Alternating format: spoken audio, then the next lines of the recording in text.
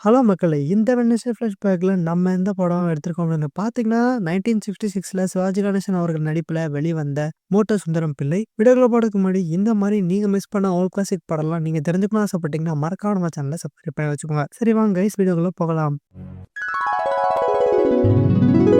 இந்த படத்துல சிவாஜி கணேசன் அவர்கள், சவுகார் ஜானகி, ரவிச்சந்திரன், பண்டரிபாய், நாகேஷ், மேஜர் சுந்தரராஜன், ஜெயலலிதா அப்படின்னு பல பேர் நடிச்சிருக்காங்க.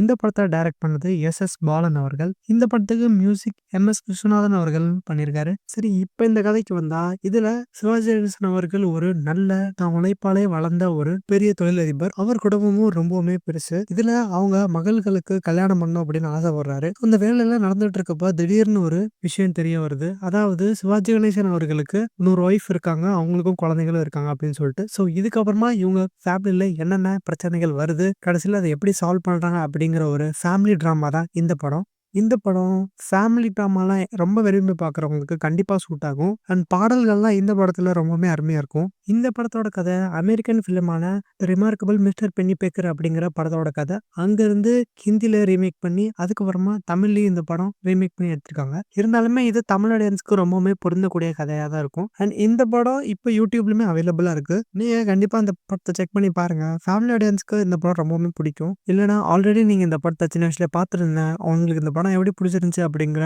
உங்க கருத்த மறக்காம கமெண்ட் பண்ணுங்க. Thank you.